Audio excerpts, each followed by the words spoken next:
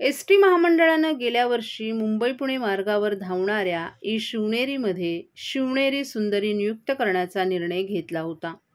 परंतु हा निर्णय आता एस.टी. महामंडळानं गुंडाळलाय. शिवनेरी सुंदरीऐवजी उत्पन्नाचं प्रमुख स्रोत असलेल्या ग्रामीण भागातील प्रवाशांना आरामदायी प्रवास देण्यावर परिवहन मंत्री प्रताप सरनाईक यांनी भर दिलाय. तिकीट दरातील सवलतीमुळे ज्येष्ठ नागरिक आणि महिला प्रवाशांची संख्या वाढल्यानं त्यांना मदत करण्यासाठी हवाई सेवेच्या धर्तीवर आदरातिथ्य व्यवस्थापनाची सेवा देणारी मदतनीस अर्थात शिवनेरी सुंदरी नेमण्याचा निर्णय महामंडळानं संचालक मंडळाच्या 304व्या बैठकीत घेतला होता. महत्त्वाचं म्हणजे तिकिटावर कोणताही अधिभार न लावता प्रवाशांना चांगल्या सुविधा देऊन गुणात्मक सेवेचा दर्जा उंचावेल अशी अभिनव योजना राबवण्यात येणार होती. महामंडळाच्या ताफ्यात सध्या 87 शिवनेरी आणि 100 शिवनेरी बसेस आहेत.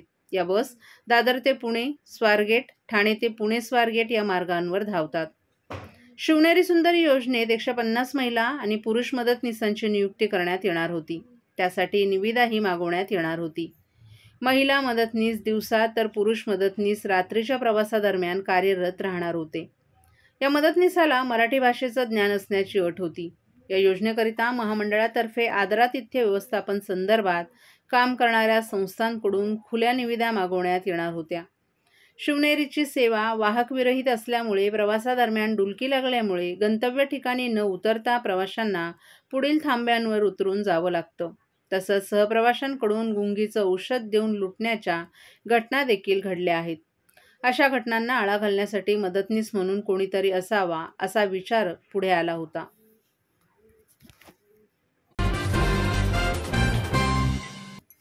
मुलांच्या कलागुणांना वाव मिळावा या हेतूनं दरवर्षी सेंट जॉन दी बॅप्टिस्ट विद्यालय आणि कनिष्ठ महाविद्यालयाच्या वतीनं वार्षिक स्नेहसंमेलन आयोजित करण्यात येत असतं.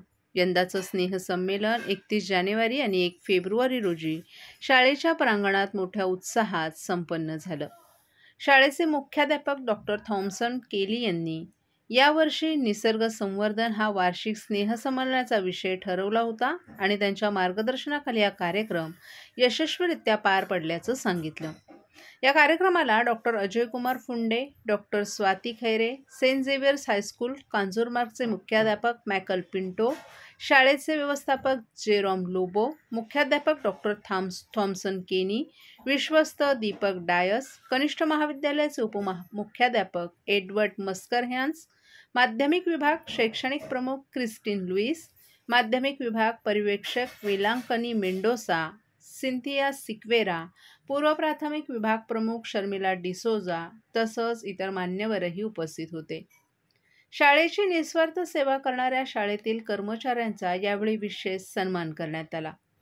वार्षिक स्नेहसंमेलनाच्या माध्यमातून विविध सांस्कृतिक कार्यक्रमांद्वारे निसर्ग संवर्धन करण्याचं समुपदेशन करण्यात आलं. KG प्राथमिक, माध्यमिक आणि दिव्यांग महाविद्यालयाच्या विद्यार्थ्यांनी कार्यक्रमांचं सादरीकरण केलं. फक्त संदेश न देता कृतीद्वारेही निसर्गाचं संवर्धन व्हावं म्हणून प्राचार्य डॉ. थॉम्सन केनी यांनी वेगवेगळ्या प्रकाराच्या बियाणं प्रमुख पाहुण्यांना आणि पालकांना भेटवस्तू म्हणून दिल्या. हे बियाणे सर्वांनी आवर्जून लावून पर्यावरणाचं संवर्धन करावं असं मुख्याध्यापक केनी यांनी यावेळी सांगितलं. या कार्यक्रमाची पूर्णधुरा सांभाळणाऱ्या माध्यमिक विभागातील शिक्षिका पिंकी डिसोजा, रुपाली ड्युचुना आणि प्राथमिक विभागाच्या शिक्षिका लीना मॅडम कॅरल यांचंही विशेष कौतुक करण्यात आलं.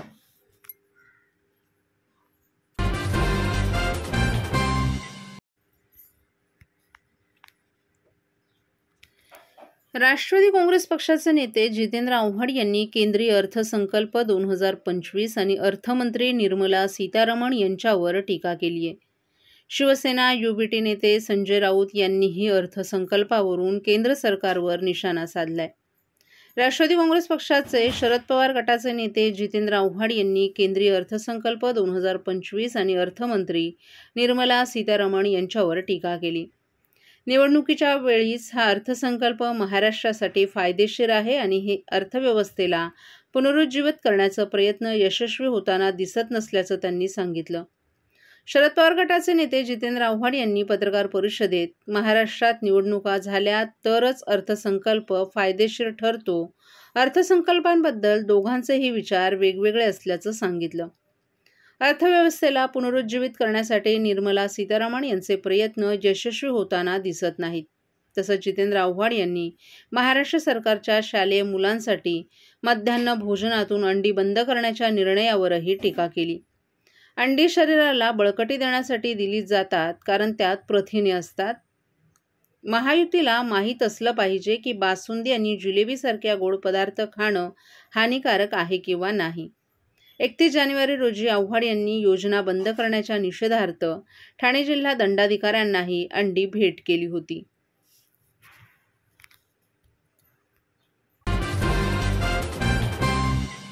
महाराष्ट्रातील भगिनींना आधार देणारी राज्य शासनाची मुख्यमंत्री माझी लाडकी बहीण योजना.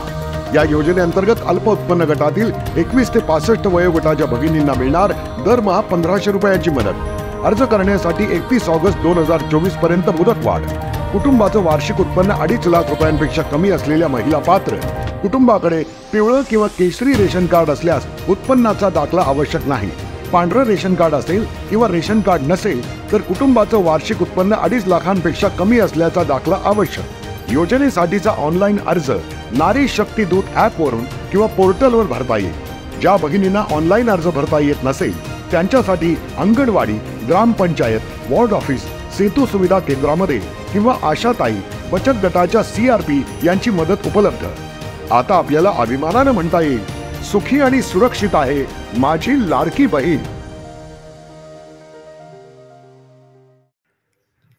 जगाच्या इतिहासाची पानं चाळत असताना अनेक राजे महाराजे यांचे विविध चरित्र आपणास इतिहासातून दिसून येतात. यात अनेक स्त्रियांचे योगदानही मोलाचं दिसून येतं. काही स्त्रियांनी इतिहास निर्माण करणारे योद्धे घडवले तर काही स्त्रियांनी स्वकर्तृत्वानंच इतिहास घडवलेला दिसतो. याचे जगाच्या पाठीवरचं ज्वलंत देदीप्यमान नेत्रदीपक उदाहरण म्हणजे पुण्यश्लोक अहिल्याबाई होळकर. अहिल्याबाई होळकर यांचे विचार महिलांनी अंगीकारणं हीच काळाची गरज असल्याचं प्रतिपादन डॉक्टर प्रतीक्षा बोर्डे यांनी केले. पुण्यश्लोक अहिल्यादेवी होळकर स्मारक मासुंदा तलाव येथे धनगर प्रतिष्ठान महिला मंडळाच्या वतीनं काल संध्याकाळी 5 ते 7 या वेळेमध्ये हळदी कुंकू कार्यक्रमाचं आयोजन करण्यात आलं होतं. या कार्यक्रमाचं यंदाचं वर्ष हे पुण्यश्लोक अहिल्यादेवी होळकर त्रिशताब्दी जयंती वर्ष असल्यानं हळदी कुंकू समारंभात उपस्थित महिलांना पुण्यश्लोक अहिल्यादेवी होळकर यांच्या पराक्रमाची माहिती देण्यात आली. या कार्यक्रमात डॉक्टर प्रतीक्षा बोर्डे बोलत होत्या.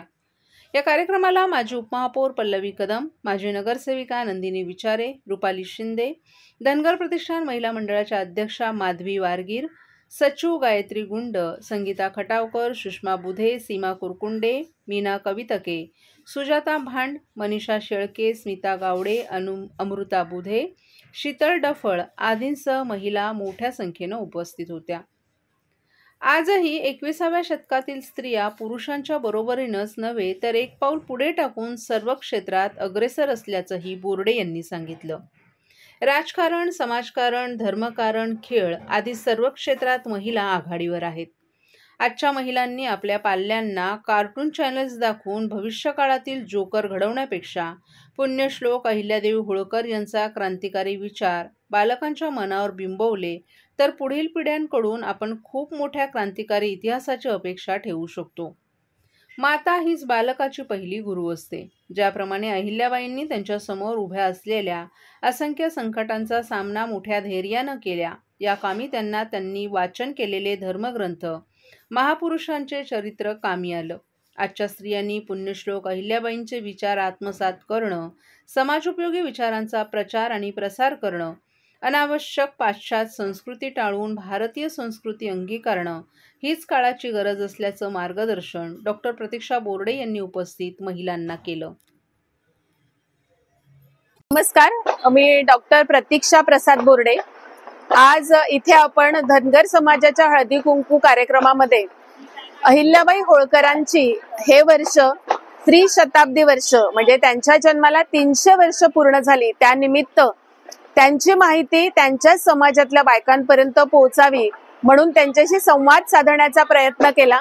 आणि आगामी काळात आपण जे कार्यक्रम करणार आहोत, उदाहरणार्थ 8 मार्च महिला दिनानिमित्ताने अहिल्या दौड आणि 30 मार्चला होणाऱ्या गुढीपाडव्याच्या शोभायात्रेमध्ये अहिल्याबाईंच्या रथाबद्दलची माहिती या कार्यक्रमात सगळ्या महिलांना सांगितली गेली आणि महिलांचा उत्तम प्रतिसाद मिळाला. चला तर मग आपणही सगळे यात सामील होऊया. धन्यवाद.